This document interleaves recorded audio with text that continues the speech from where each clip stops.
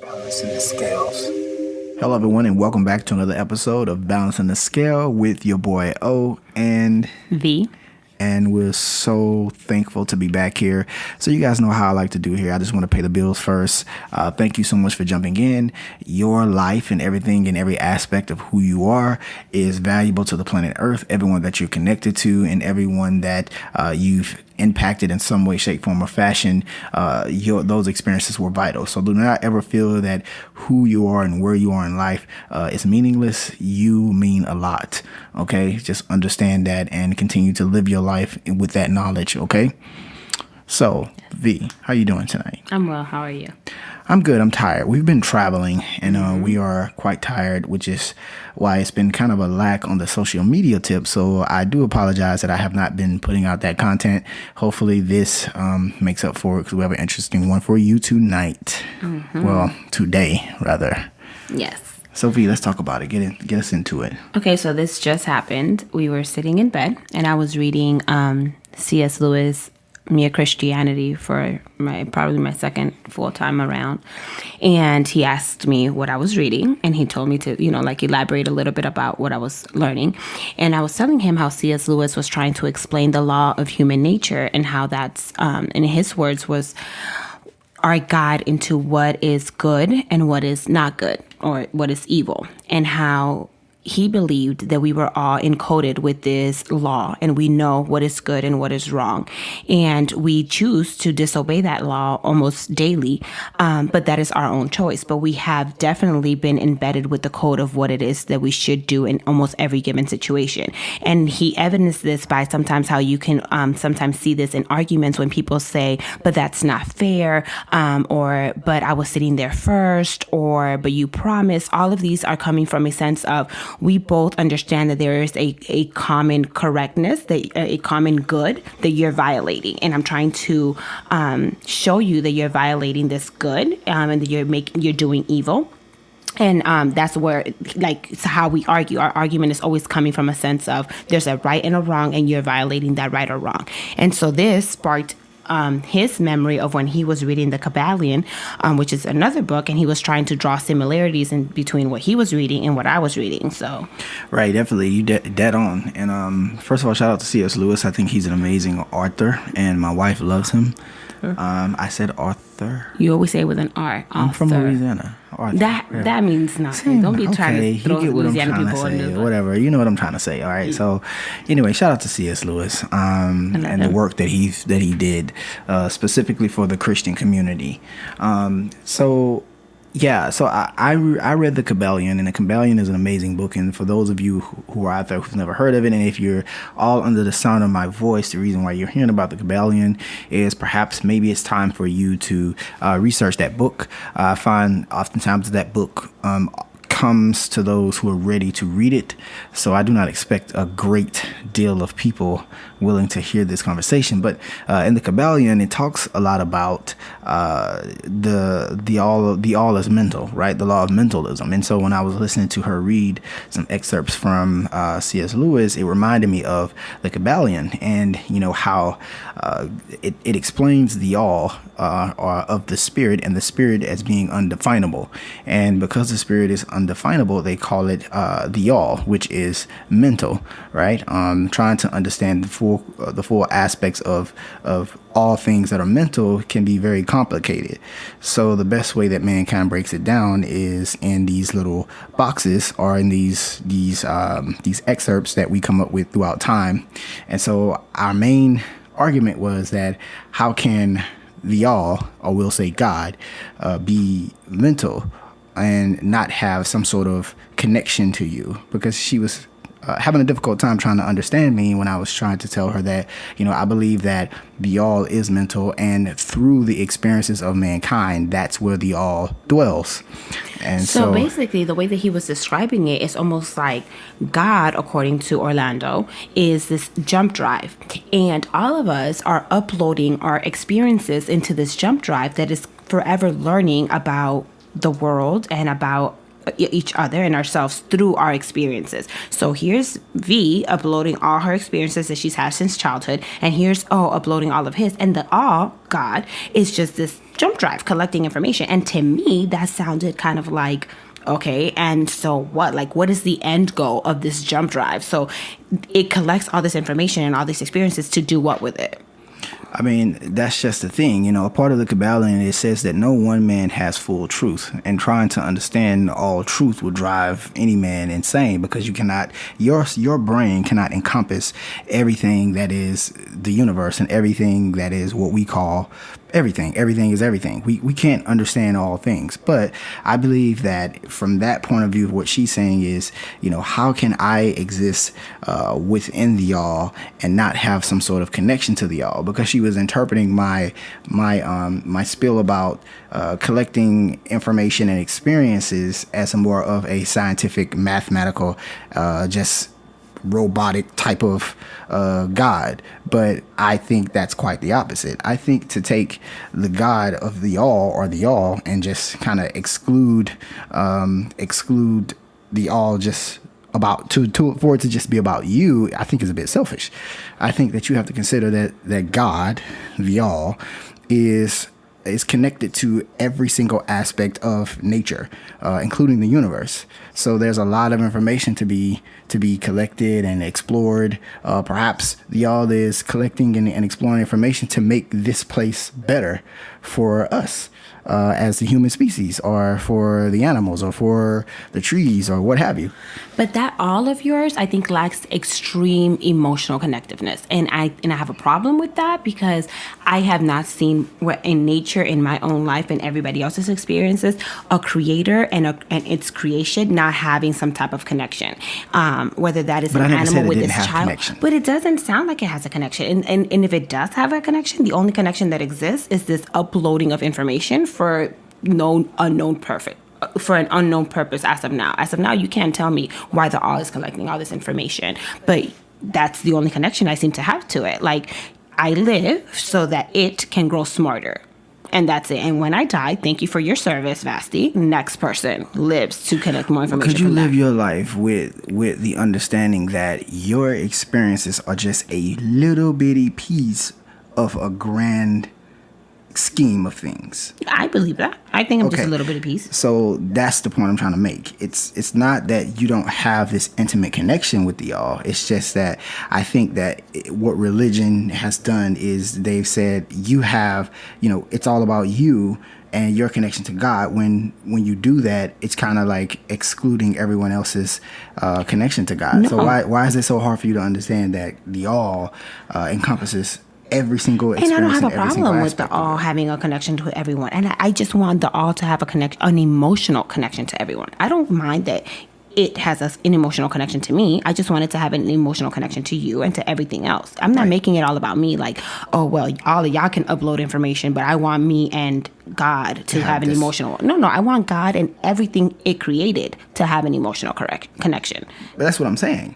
But it doesn't have an emotional connection. It's just sitting there collecting information. It doesn't have an interaction. It doesn't care whether I made the right decision or the wrong decision. It doesn't care about whether I marry you or marry Joe Schmo from the street. It doesn't care about but the God that Christianity. But it's only vital for his information's sake. It doesn't really care about whether or not I get hurt. Like, the God that Christianity presents has a level of emotion to it. Like, it has oh, I love you and I want the best for you and I want you to do this. And I want to guide you throughout your life. Like, there's an emotion, like a parent would. And I think your God is a computer. It's like, come on, upload your thing from my jump drive and keep it moving. Next person, next user. Like, well, I mean, so the human mind, right, and the human DNA is known as a code. Okay. So literally, you are a walking computer. Like, your DNA holds data. That's what your DNA does, right? Correct.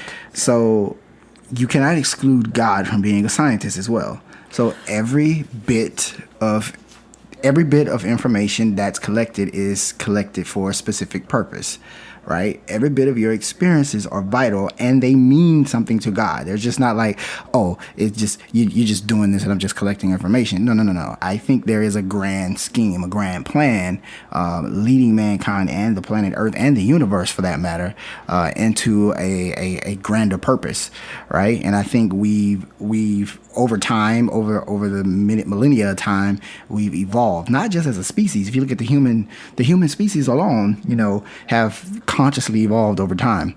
The planet itself takes on these many facelifts throughout time. It has evolved. So I think that when you just think about just the little bit of emotional connection and you say, oh, I don't feel that the way you're explaining God is emotional connection. I think that's quite the opposite. To me, it's like a really emotional connection, because you can't say that God, right, who created the idea of an emotion, doesn't have an emotional connection to its creation. It just doesn't make any sense. But it doesn't sound like that in the way that you're explaining it. And I'm not saying that Christianity and other religions have not over-romanticized the idea of God, or maybe not have drawn too much emphasis on the emotional aspect of God and have ignored the more scientific and mathematical aspects of God. I do agree that we could lend some time to describing how God is a scientist and all this stuff.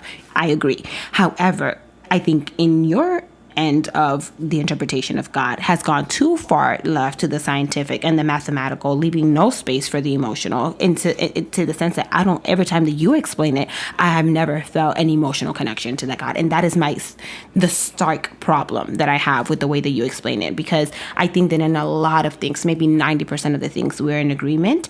But when it comes to this piece right here, it sounds so define that emotion. Let's solve that, because you're not the first person to tell me that says that, oh, your God sounds harsh. And I'm like, how does my God sound harsh when I'm telling you that every fragment of your experiences are so vital to God, to the Creator, that you don't even realize it? Your mind can't even perceive just how much information and experiences that you've collected over just your short time on earth are giving back to not just to God, but to every single aspect of nature. Like, how is that not an emotional connection? It doesn't sound like emotional. At best. Maybe it's the words I'm using. Is it the words, the verbiage? Maybe. Perhaps it's the verbiage, or So perhaps what should it's I just say? no. God understands that within your heart. First of all, don't be mocking. I'm not mocking anybody. Yes, I'm you just are trying mocking. to understand what you guys want. No, what do you guys? Well, when I say you guys, I'm referring to everybody. Oh, it's Christians. Not Christians. I'm Yeah, not saying that's what just you was I mean, referring not to. just, no, you're trying to put that in my mouth. Well, You're trying to start I an sound like a argument, preacher. because it's your job on this podcast to be the Whatever. counter arguer. But anyways, what I'm trying to say is that if it makes it easier for you to understand, if I say that the love of God is very paramount to the experiences of your life. Every single moment of your life means so much to God. For his general data No, collection. it's not. At best, It's your not. God is a researcher. At worst, he's indifferent. At worst, he's indifferent to our experiences. All he cares about is that you are bringing in that data. He's like a professor at your university that's like, listen, y'all need to go out there and get me my research for my paper, for my dissertation that I'm writing. And so we're out here collecting information, collecting our experiences, uploading it up to the mainframe, who's like, thank you, next, thank you. And that's what your God sounds like. To Like me, a that's what massive, the God of the Bible sounds like. A whole bunch of worship and burn animals and make altars and No. worship me. That's what the God First of of the all, Bible we're sounds on like. your God right now. So Okay, what I'm saying exactly. is that your God sounds like a researcher who's collecting information. If there's any love or any affection to its creation, it's just in a form of gratitude for collecting all the information for us. Thank you so much for Or- collecting. And that's it. It doesn't sound like it is really invested in what experiences I have. It sounds like the only reason why it's there is just to gather, like, whether I fall in this pit or not, God is just like, listen, when you fall in the pit, I want to know how you felt about it. Please upload that. When you jump over the pit and don't fall in it, please upload how that leap felt for you. It just wants the information. It doesn't care about keeping me from falling in the pit, whereas the God from the Bible sounds like it cares about me falling in the pit, and it wants to do everything possible to keep me from falling into it. Okay, there's a bit in the Bible, right?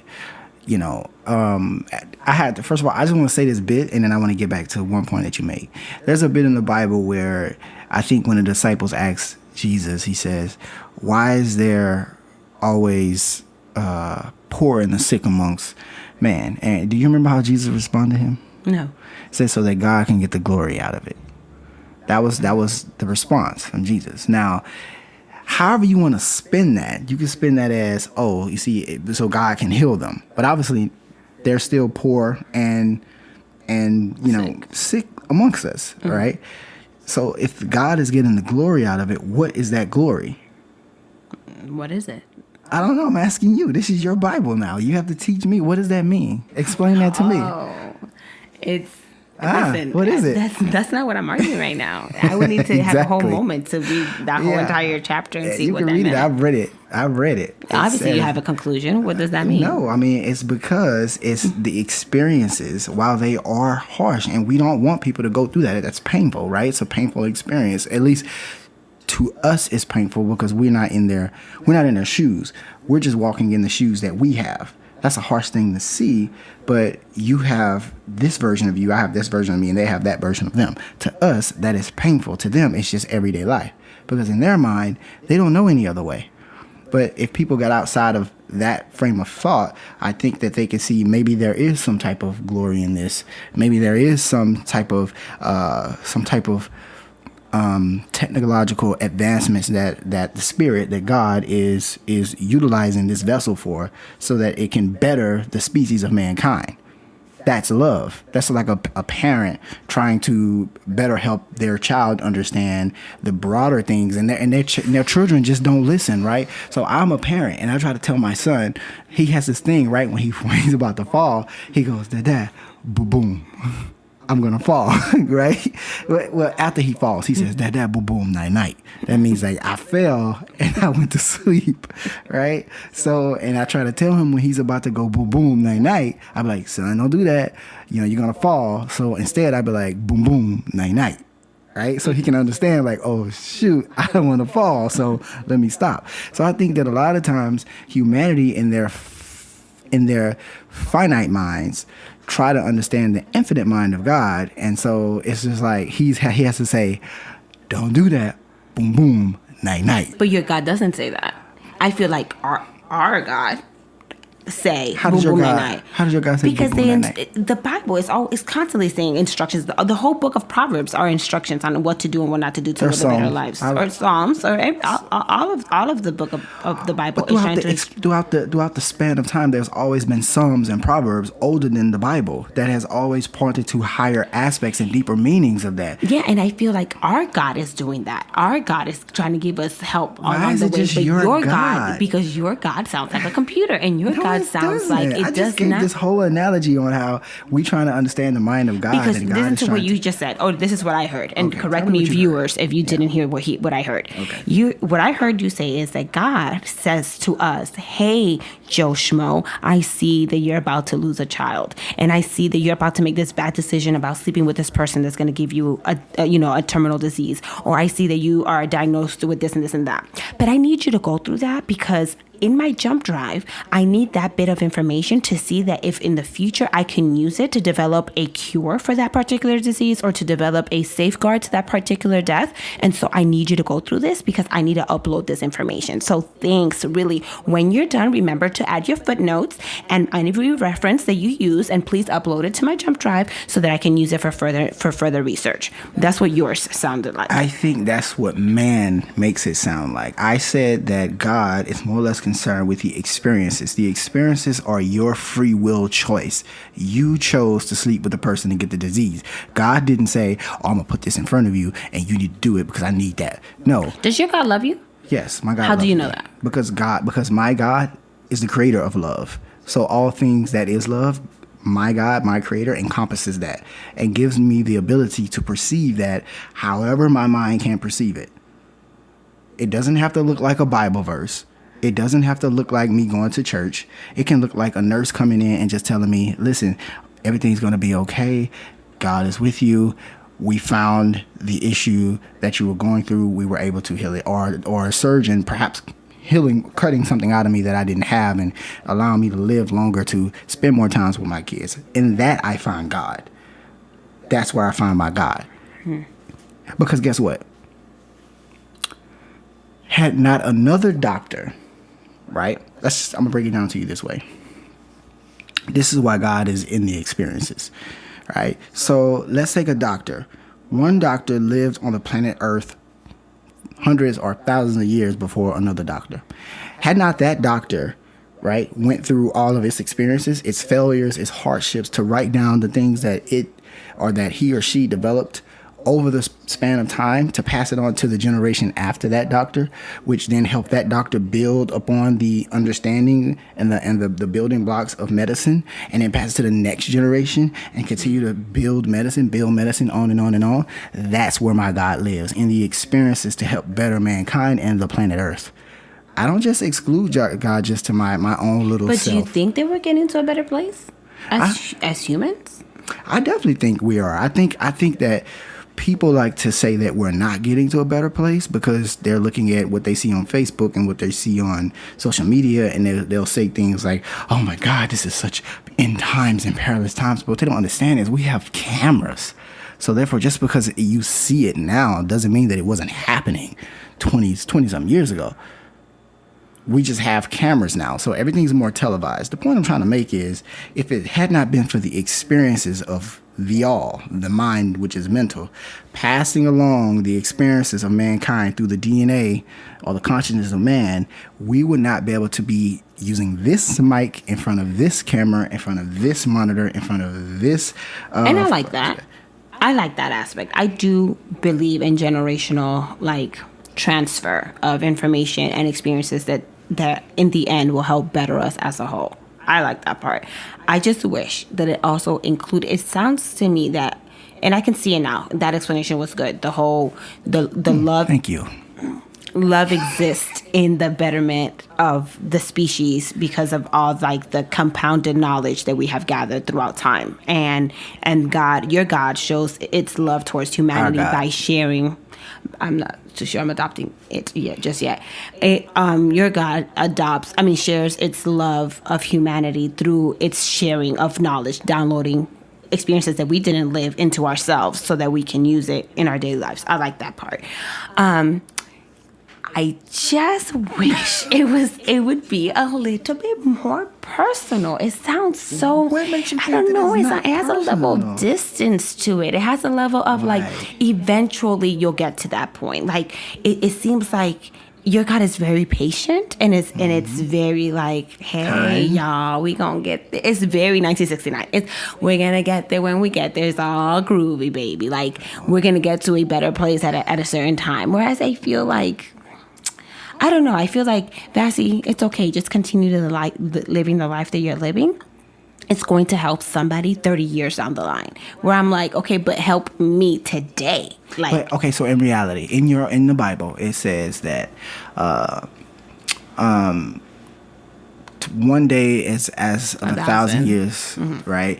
And then it also says that something about it may not come. No, I don't know if this is actually in the Bible or if it's actually a church slogan that's been said. It may not come when you want it, but it's always on time. I don't know if that's really in the Bible. Yeah, I think that's a slogan. It's a slogan. I'm not really sure.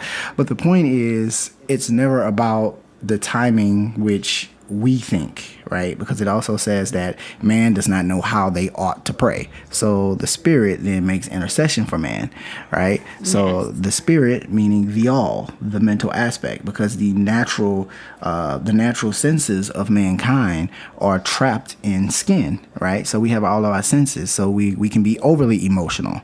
We can be overly angry, overly impatient. So there's all these many aspects of our senses as a human species that we have to deal with, right? But the mind, the all, the spirit, the mentalism, the mental aspect of who and what makes us unique, right, understands those things because it's been through so much experience, right? It's not that it doesn't love you. It loves every fragment of you, every fragment of your nature. It created you. So I think that in conclusion, because we're coming up on that 30-minute mark, and I don't want to go past that. I hope what we were able to get out of this is, when we peel back the layers of our emotions, right, and we really start thinking about the true elements of who and what God is, can be, and possibly going to become for man over time, I think we can begin to see so many grand layers to God and to the components of God that it drives us into a deeper love with what we know as the Creator, the ultimate consciousness, or the mind, or the spirit, and that and we can't ignore the harsh aspects of it, like, for example, the fear component, anger, death. We fear death. I don't necessarily feel death as much as I used to when I was younger. I more or less understand it more of a transition, but that's not a here or there. But yeah, so you have to understand that when you're talking about God, you have to include every aspect of the human experience. So yeah, do you have anything else you want to add to that?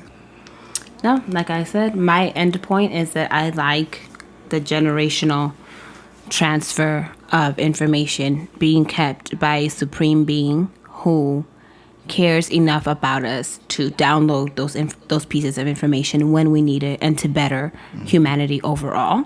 I also believe that you're missing something. I can't pinpoint what that something is, but I know that it feels a certain way. And I know that, and perhaps it is my oversaturation of Christianity, having been a Christian since I was born, and having a lot of emotion involved in my belief system that makes me feel now to have had lost a little bit of that emotion, and trying to find ways in which to reconnect with it in a more personal level, which is, I think, my journey through this. Not saying, and all that your God, my God was all kind of jokes. So. Yeah, I know it was jokes. But like at the end of the day, we have to understand that it still comes down, that's the beautiful thing about the all is mental, because it's our individual minds within our individual bodies trying to help build humanity overall. And I think God is the cornerstone of that. And so as you progress through your mind and through your knowledge of your spirituality or of your faith, even if you're a follower of Jesus, Jesus really taught in a lot of parables. So there was deep scientific information that he did not explain to you generally. So you're still running with just the pages. You have to go beyond that, Eventually you will. For now, you're comfortable, and that's okay. But just know that fear likes to snuggle up in comfort. It does. It does. Fear snuggles up in comfort. It loves to be comfortable, and it just builds that fear up. It just sits. It just kind of like stays right there in that gut, and and unless you choose to make that step, then you'll just kind of just stay right there, stagnant. I'm good. But anyways, all right, we're gonna wrap this up. Much to love to you guys. Please reply and tell us what you believe or what you think about all that we discussed. We would really appreciate. I really want to read them. Yeah, please. Facebook, IG. Speaking of IG, I want to give a shout out to Chilled podcast, Chilled with Stat. I checked out his podcast. He seems to support us. He gave us a great review. I really appreciate you. You guys should go check out his Instagram, Chilled_podcast. Also check out his podcast via Apple, iTunes, Spotify, wherever you listen. It's called Chilled Podcast, Chilled with Stat. It's awesome. If you're looking for some good storytelling, like dramatic, good voice, you got to check this guy out. Like he's super dope. If you're looking for some good content to just listen to, whatever you're doing, like check him out. Just make sure you check us out too in the process. But yeah, shout out to Chilled, man. Thank you so much for the love, and peace, grand love to you guys. Oh, remember our social media. So you can find us on Instagram at _balancing the scale. You can find us on Facebook at balancing the scale, all together. And then you can find us on YouTube as well at balancing the scale. So much love to you guys. Peace, grand love, and we're out.